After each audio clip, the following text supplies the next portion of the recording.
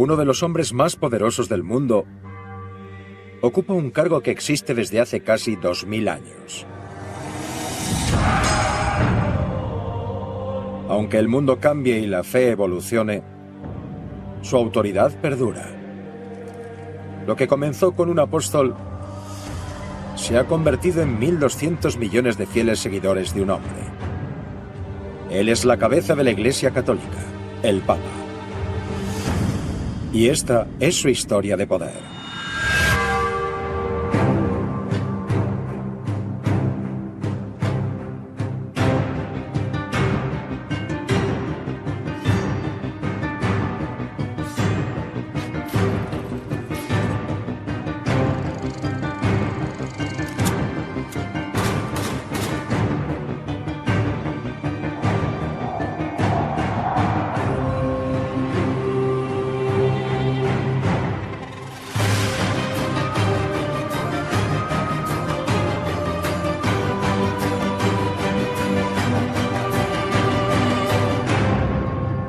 En este episodio veremos qué pasa cuando un papa amenaza una tradición de 2000 años, dejando a dos hombres al mando de un cargo divino, por primera vez en 500 años.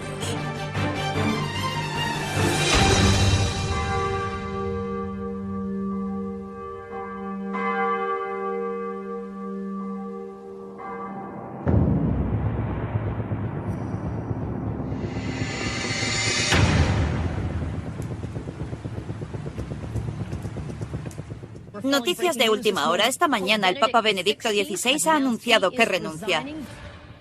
Por primera vez en 600 años, un papa renuncia. Me quedé estupefacto cuando Benedicto renunció. No me lo esperaba. La renuncia de Benedicto fue algo sorprendente. En los últimos 2000 años, solo otros 4 papas han renunciado. Con total libertad declaro mi deseo de renunciar al ministerio del Obispado de Roma, sucesor de San Pedro, encomendado a mí por los cardenales. Se anunció de una forma extraordinariamente cómica. Se anunció en una audiencia papal en latín y al mirar alrededor de la sala se ve que nadie estaba entendiendo lo que decía. Fue algo increíble. Planteó muchas dudas. ¿Qué pasaría ahora?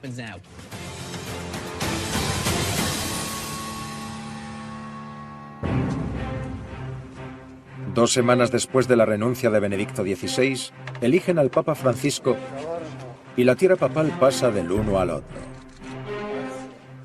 Tenemos 2 papas, pero solo uno lo es.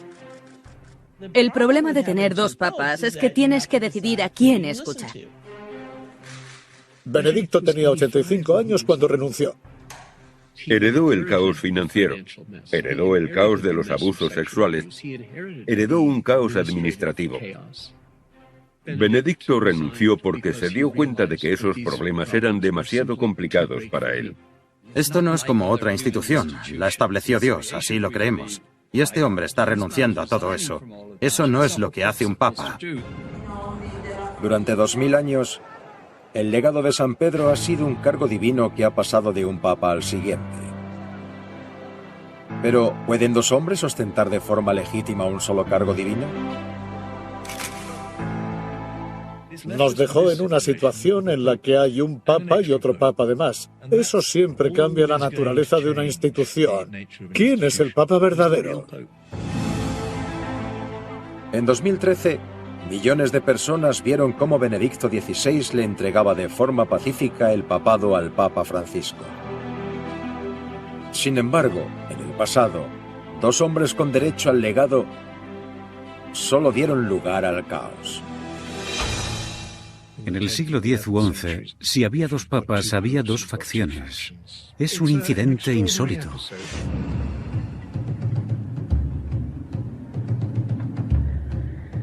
Benedicto IX era un adolescente. Era el miembro idóneo de una familia poderosa de Roma que gobernaba la ciudad. Querían que fuese papa por interés económico y para ganar nuevos territorios. La oficina papal era el centro jurídico del mundo occidental. Si un rey necesitaba una dispensa para casarse con la mujer de su hermano, o si alguien quería comprar una parroquia, tenían que conseguir el permiso y pagar una tasa a Roma. Eres tremendamente poderoso. Tienes una gran responsabilidad. Pero a Benedicto, de 19 años, no le interesaba la democracia o el servicio al público. A él solo le interesan los privilegios del poder. Benedicto es alguien a quien hacen papa simplemente para enriquecer a su familia seglar. No es alguien que tuviese ningún tipo de autoridad espiritual, ni tampoco formación espiritual. El nepotismo suele producir un grupo de parásitos ricos que viven a lo grande y que son parte del clero. Era un incompetente. Su moralidad estaba comprometida en muchos aspectos. Benedicto estaba involucrado en robos y asesinatos. Utilizaba su posición para ganar en riqueza a costa del pueblo de Roma. En el año 1044, los cardenales ya están hartos. Resuelven que la Iglesia necesita un líder espiritual y político de verdad. Hay que hacer algo.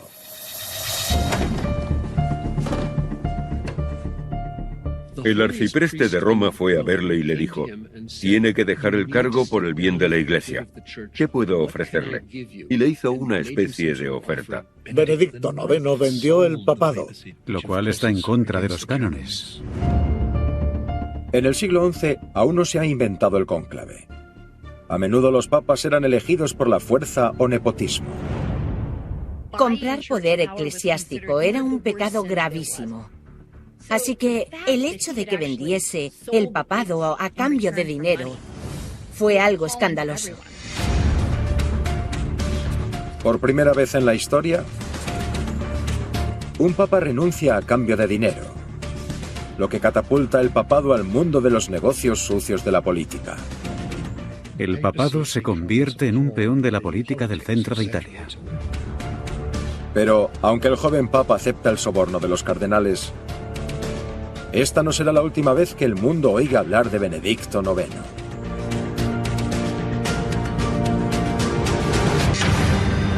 En 1044, tras 8 años profanando el papado, el joven papa Benedicto IX acepta el soborno de los cardenales y renuncia. Se aliaron y expulsaron a Benedicto de la ciudad. Los romanos eligieron un nuevo papa, y este se llamó Silvestre III.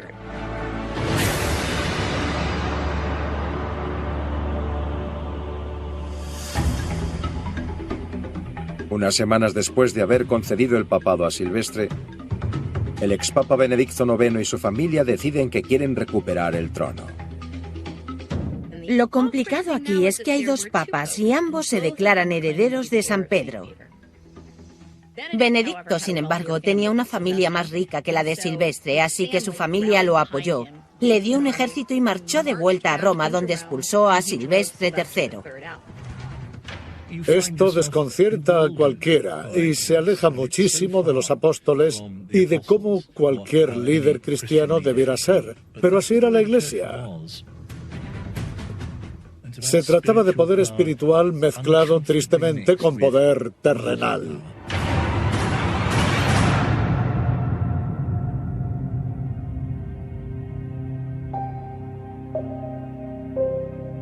Seis meses después de haber aceptado el soborno de los cardenales para renunciar, Benedicto IX vuelve a ser papa.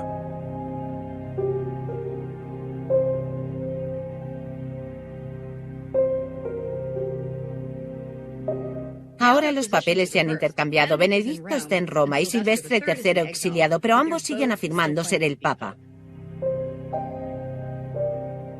Benedicto IX fue el primer papa que volvió. Hubo que decidir cuál era el verdadero.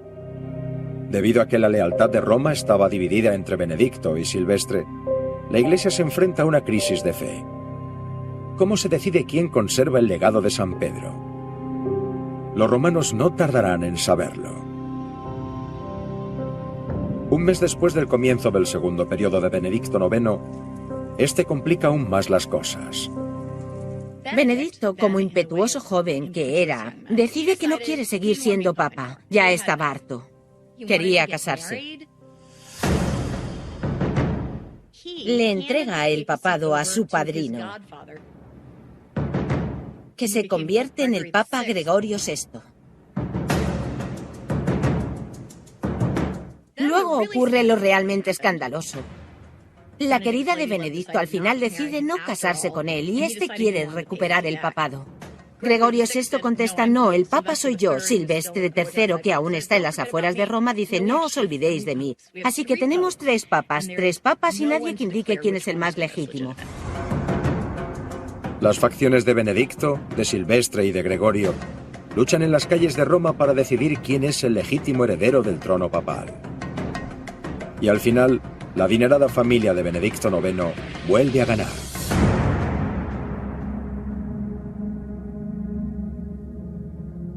Al final, Benedicto es papa 3 veces. Tras el pontificado de Benedicto, la Iglesia cae en picado. Se han destruido los fundamentos espirituales del papado. Esto es un serio problema para la Iglesia y hay que solucionarlo. En julio de 1048, Benedicto IX es expulsado de una vez por todas. Los cardenales deciden consolidar el poder papal e ignorar las reivindicaciones al trono de Silvestre y de Gregorio, despejar el camino y elegir a un nuevo papa. Uno de los problemas del siglo XI es que no había una forma clara de elegir al papa. Normalmente esto se decidía por asesinato, soborno o parentesco. A veces los hijos de papas llegaban a ser papas. Y elegir a un papa era algo muy oscuro y nada agradable de ver. Es evidente que el papado puede ser de quien tenga más poder militar para conseguirlo. Los cardenales se dan cuenta de que deben consolidar unas reglas para elegir al papa. Se reúnen para intentar resolver de una vez este problema. Y el resultado se convierte en uno de los emblemas más conocidos del papado. En el siglo XII, los cardenales, que eran el clero de Roma, crearon lo que llamaron un colegio, y tras eso los cardenales elegirían al papa en público. Eso regularizó las cosas, pero claro, siempre se pueden amañar unas elecciones. Tras casi 200 años de elecciones públicas amañadas, se crea lo que se conoce hoy en día como el cónclave. La palabra cónclave en latín significa bajo llave e indica que se encierra a los cardenales para evitar la influencia política del exterior. Desde 1274, las elecciones papales se hacen en secreto. A los cardenales se les aparta del mundo, se les encierra y votan una y otra vez. Y al final aparece ese famoso humo blanco. Hace 700 años que las elecciones papales se realizan de esta forma. Encierran a los cardenales en el Vaticano y votan una y otra vez hasta alcanzar una mayoría de 2/3. Los votos de cada ronda se queman para que nadie pueda ver quién ha votado a quién. De ahí viene el humo. En la Edad Media los cardenales añadían paja húmeda a los votos para crear el humo negro que significaba que no se había elegido a nadie. El humo blanco, símbolo de acuerdo, se conseguía quemando solo los papeles. Hoy se añaden productos químicos a los votos para dar color al humo. Los cónclaves actuales suelen durar solo unos días. Pero en el siglo XII podían durar meses.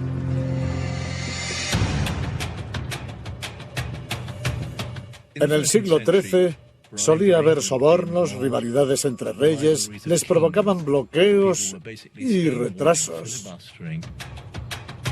En 1292, los cardenales se reúnen para elegir a un nuevo papa.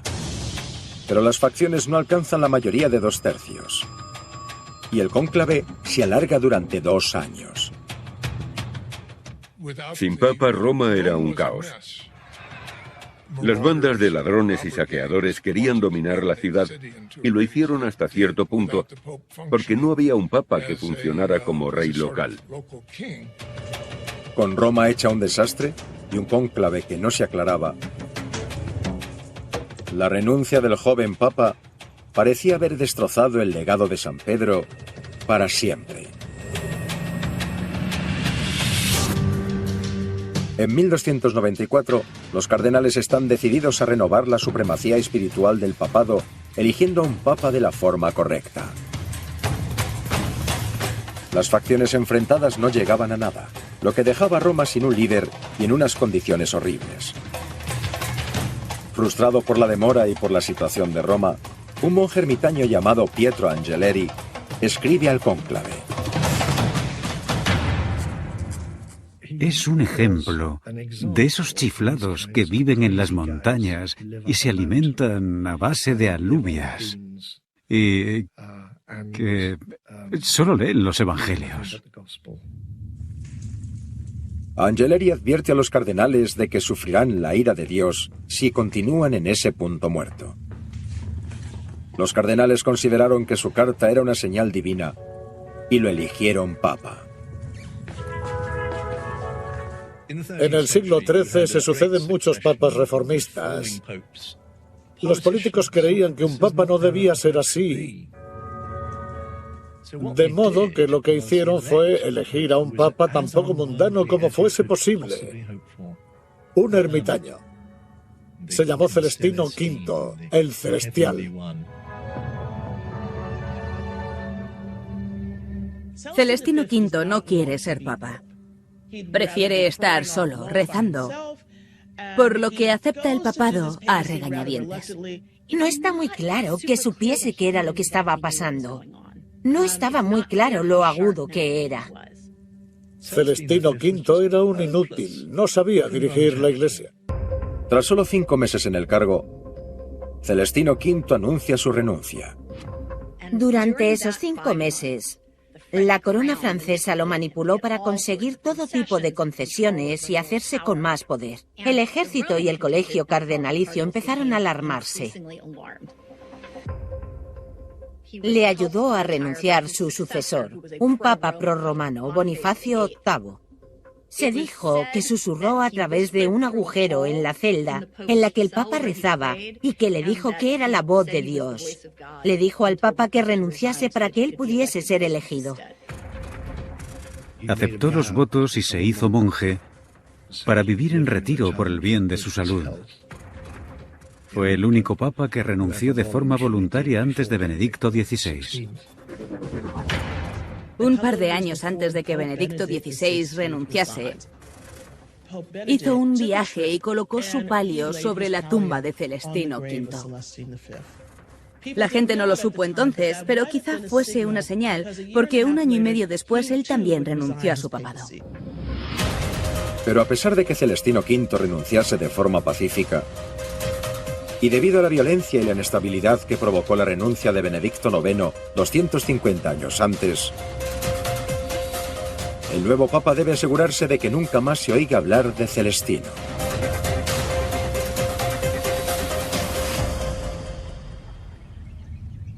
Tras la renuncia de Celestino y la elección de Bonifacio, este creyó peligroso que hubiese 2 papas vivos.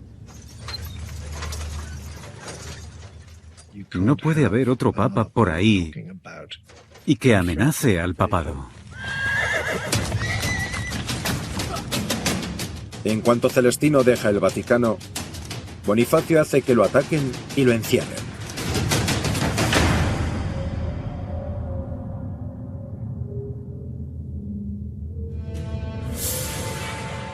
No quiere que Celestino hable con nadie. No quiere que pueda hablar con sus simpatizantes, así que básicamente lo pone bajo arresto domiciliario para proteger su legitimidad. Y así Celestino muere en cautiverio.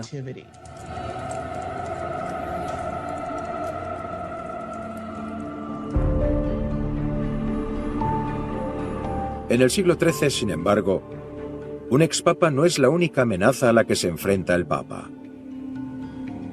En una época en la que la línea entre Iglesia y Estado está difusa, los reyes conforman una amenaza igual a la de los expapas.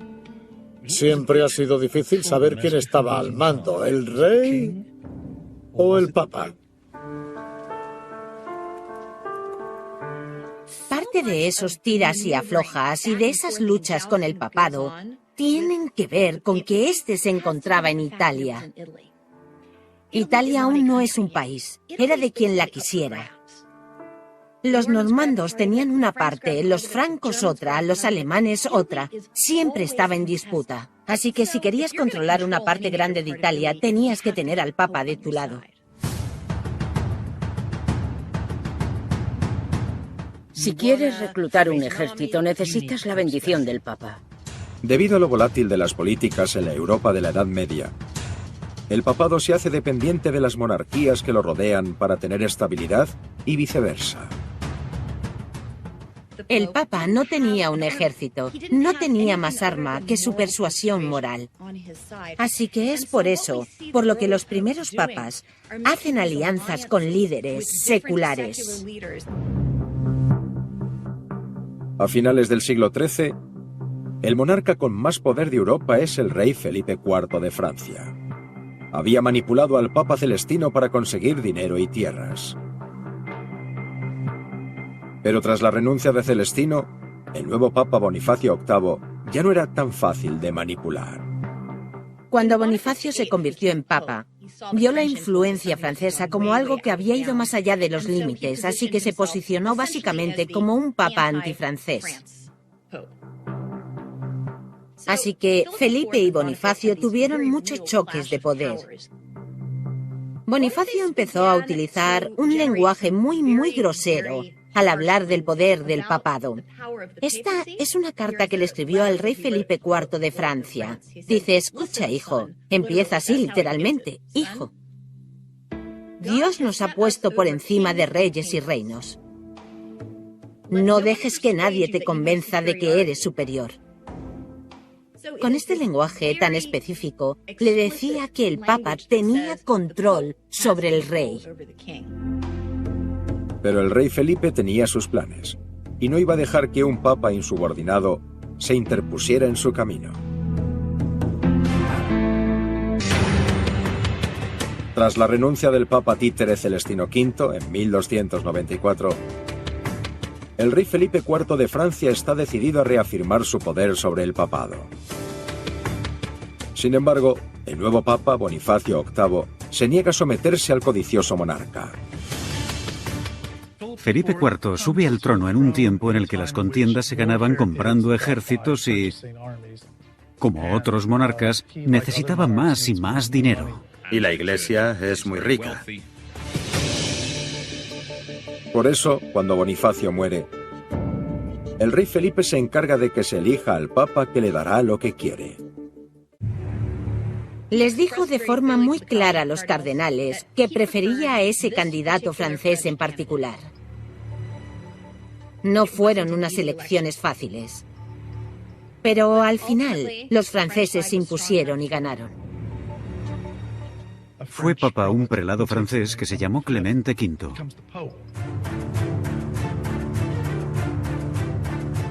Felipe le pidió que fuese a Francia para coronarlo papa. Los papas, claro está, se coronaban en Roma, desde los tiempos de San Pedro. El rey Felipe IV de Francia tenía mucho poder sobre el Papa Clemente V. Este era un hombre débil y Felipe lo intimidaba. Clemente tenía mala fama, hacía todo lo que le pedía. Clemente V, de hecho, le prometió a Felipe una gran parte del diezmo. Fue directamente a las arcas reales. También firmó la expulsión de los judíos, porque eran un peligro para la Iglesia, sabiendo que el dinero iría a parar a Felipe. Fue muy descarado. En el año 1309, el rey Felipe había convertido al Papa Clemente en un peón de la corona francesa, y en su empeño por afianzar su poder sobre la Iglesia, el rey francés prepara el terreno para lo que será la renuncia papal más notoria. Mina sus cimientos.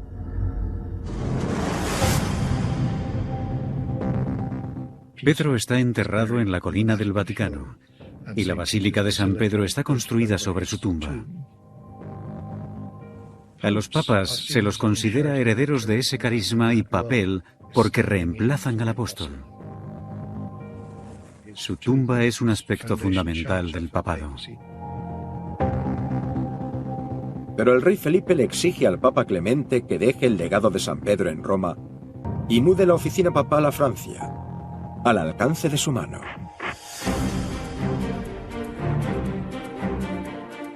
Al final, el Papa se instala en Aviñón. En lugar de estar en un entorno en el que el Papa pudiese actuar de forma independiente y forjar alianzas con quien quisiera, ahora está instalado en un país y bajo el claro control de un rey. Eso fue lo que deformó al papado. Es como si Washington DC se levantase y dijera, ahora Manhattan va a ser la capital de todo Estados Unidos. Por primera vez, desde que se inventó el cónclave, la persona con poder sobre la Iglesia no es un elegido de Dios, sino un monarca ávido de poder. El sueño de todo gran gobernante europeo de la Edad Media era controlar el papado. Felipe consiguió que su sede estuviese en Francia. Cuando haces eso, el Papa se convierte en un títere con el que conseguir lo que quieras. Este es un momento muy preocupante para la Iglesia. Está renunciando al lugar donde la Iglesia debía erigirse. Deja atrás los restos de San Pedro. No se los lleva. Se va a este otro lugar, por lo que está diciendo que quizá eso no sea tan importante como se creía que era. Mantener unido no solo el papado, sino a los creyentes con los miembros de la curia se hizo muy difícil. Abandonar Roma hace que el papado pierda autoridad en Europa. Pero una vez que la Iglesia se establece en Francia, el Papa Clemente V se da cuenta de que, a pesar de estar a mucha distancia de los restos de San Pedro, el lugar tiene sus aspectos positivos. Hubo un tiempo en el que se hizo evidente que habían abandonado la espiritualidad para disfrutar de lo material. El colegio cardenalicio, que también se había instalado en Aviñón, tuvo muy mala fama por vivir de forma suntuosa, por dar banquetes que duraban días y por gastar el dinero de la Iglesia en ellos mismos. Pero el papado funcionó. Aviñón está al sur de Francia, mucho más al centro de Europa que la península de Italia. Fue eficaz, tuvo una buena burocracia. Fue algo positivo del papado en Aviñón. El problema estaba en que no tenía la tumba de San Pedro. ¿De qué sirve un papa que no está asentado sobre la tumba de San Pedro?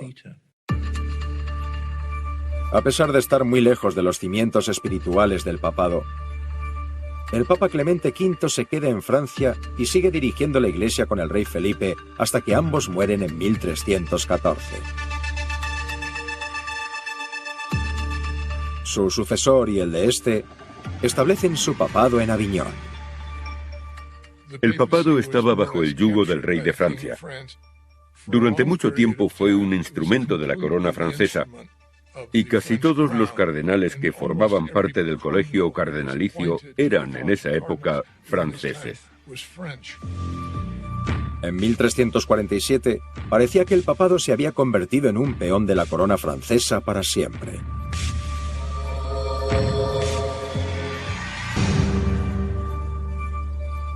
En el año 1365, ya hacía casi 60 años que la sede del papado se había mudado de Roma y operaba en Aviñón, Francia. En esa época, la mayoría de los cardenales eran franceses y se habían acostumbrado a la lujosa vida que les habían ofrecido a cambio de su lealtad a la corona francesa. Pero más allá de los muros del exuberante palacio papal, el resto de Europa era un páramo, se allana el camino para la que será la última renuncia papal en 600 años. Esa espantosa y contagiosa enfermedad asoló Europa. Acabó con casi toda la población. Tras la plaga, el papado se ve forzado a reevaluar su papel en Europa y a enfrentarse al estado de la ciudad abandonada. Sin la presencia del papado en Roma, el mantenimiento de la ciudad decayó. Gran parte del mantenimiento de Roma salía de las arcas papales. Ahora ese dinero estaba en Francia. La ley y el orden eran cuestionables. Aumentaron los robos y los atracos porque en Roma no había un rey, no había un emperador y ahora tampoco había un papa. Los romanos entendieron que, aunque no lo quisieran, la ciudad necesitaba la sede papal para prosperar y ser algo más que un montón de ruinas.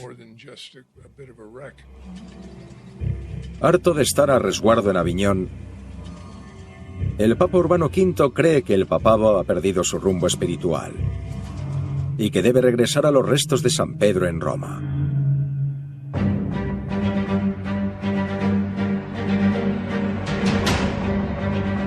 Urbano V, un papa reformista, está horrorizado por el lujo, está horrorizado de la autocomplacencia en Aviñón. Anuncia a sus cardenales que solo podrán tomar un plato de cena en lugar de un banquete con 10 platos. Y se va haciendo más claro que cuanto más tiempo esté el papado ligado a la fortuna del país que sea, más se pone en riesgo la capacidad de ejercer el liderazgo espiritual. Estaba convencido de que la sede debía volver a su casa en Roma. No fue una transición fácil. A los cardenales, acostumbrados al estilo de vida autocomplaciente de Aviñón, no les gustaban las ruinosas condiciones en las que estaba la ciudad. Pero el Papa Urbano V y su sucesor, otro francés, Gregorio XI, se mantuvieron firmes en su convicción de que el papado debía estar sobre la tumba de San Pedro. Hay mucha animadversión por tener que ser más austeros, lo que creo que demuestra el tipo de vida entre algodones y apartada que tenían en Aviñón, cuando Europa había sido asolada por la peste. Toda la estructura social había cambiado. En algunos sitios murió el 90% de la población. Pero lo que más le preocupaba al colegio cardenalicio es que no van a cenar suficientes platos. Así que sientes que durante el papado de Aviñón se ha perdido el enfoque de lo que la Iglesia debería estar haciendo.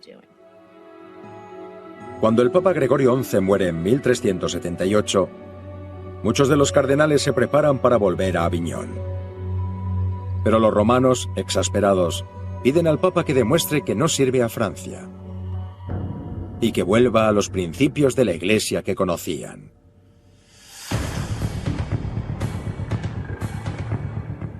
La población romana, que era de carácter cambiante y que solía intervenir en las elecciones papales, tras tantos papas franceses, estaba decidida a tener un papa italiano.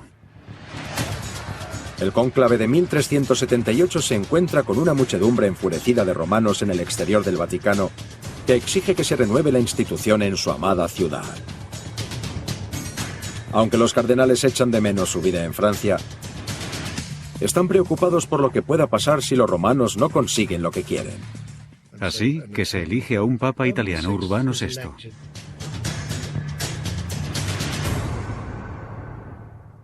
Pero parece que convertirse en papa lo trastorna. De inmediato se muestra como un megalómano que encierra a la gente que no está de acuerdo con él. En lugar de integrar, pasa a ser un icono de división. La mitad de los cardenales permanece con el maníaco Papa Urbano VI en Roma, mientras la otra mitad, aterrorizada, vuelve a Aviñón, donde eligen a otro papa, a Clemente VII. La Iglesia que una vez fue universal está rota. Los católicos están divididos entre dos papas que gobiernan dos oficinas papales en dos lugares distintos. Se elige a un papa Y hay gente que no está de acuerdo y dice, vamos a formar una iglesia en otra parte. Y estalla un gran enfrentamiento. Así que al resolver un problema, llevar al Papa de vuelta a Roma, se crea uno mucho peor. Atravesamos un largo periodo en el que había siempre al menos dos personas que decían ser el Papa. Esta división sin precedentes de la Iglesia es lo que los católicos llaman el cisma de Occidente. Hay papas que dicen yo soy el Papa y otros que se definen como antipapas porque hay gente que no los cree. ¿Quién es el antipapa? ¿Quién es el verdadero Papa? Durante casi 40 años, la Iglesia está dividida. Y los católicos están obligados a decidir quién es el verdadero heredero del legado de San Pedro. ¿Dónde estamos establecidos? Eso tiene que venir dado por el Papa. ¿Qué haces si hay dos papas? La situación es un problema para la Iglesia y hay que solucionarlo. El cisma es una burla hacia el concepto de Papa y de vicario de Cristo como sucesor de San Pedro. Si solo hay un San Pedro, solo hay un legado que puede ser aceptado solo por un hombre. Que haya dos papas es una clara señal de que se han abandonado los cimientos espirituales del papado. Es imposible tener dos papas. Es algo demoledor para la cristiandad. Los reformistas dijeron, tenemos que hacer algo. En 1415, con el futuro de la Iglesia pendiente de un hilo, los cardenales de ambas sedes buscan una solución. Convocan un Consejo General en Constanza. Y a los papas en cuestión se los destituye o se les invita a renunciar. Ambos papas, el romano Gregorio XII y Benedicto XII de Aviñón, son obligados a dimitir. En 1415, el Papa Gregorio XII será el último que deje la oficina papal con vida hasta 2013, cuando el Papa Benedicto XVI anuncia algo impactante.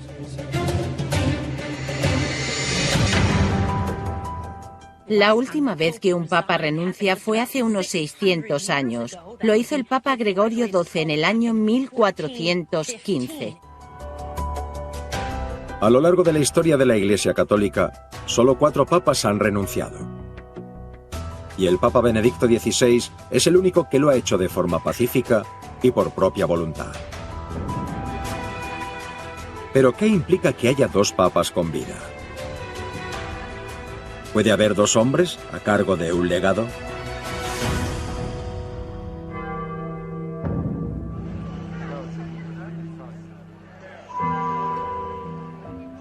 Sorprendió a todo el mundo, sorprendió a católicos y no católicos. Contrastó drásticamente con Juan Pablo II, quien insistió en seguir siendo papa hasta su último aliento. En 2005, tras 27 años de pontificado, el Papa Juan Pablo II fallece tras una larga y pública lucha contra el Parkinson. De alguna forma, la renuncia era un comentario crítico a los últimos 5 o 6 años de su predecesor. Un revés a toda la teología papal debido a su evolución actual.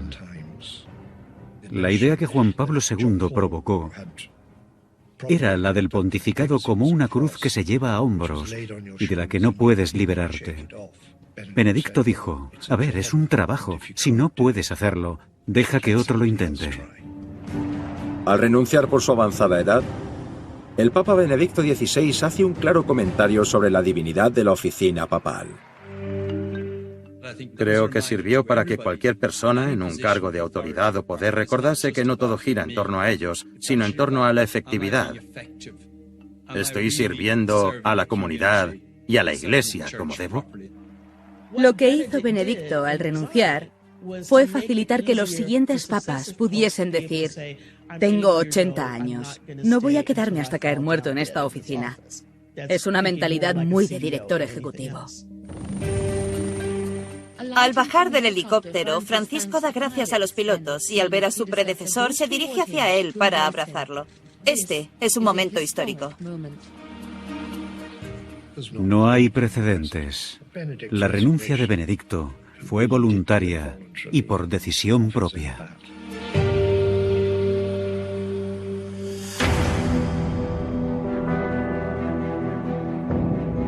Hoy en día, el Papa Benedicto XVI vive en un tranquilo apartamento en el Vaticano.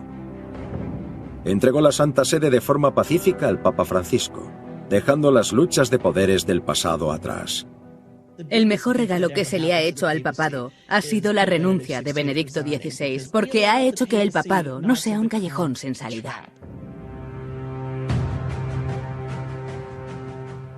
Si miramos hacia el futuro, cuando cualquier papa empiece a ser mayor o a tener dificultades, el interrogante de la renuncia siempre estará en el aire.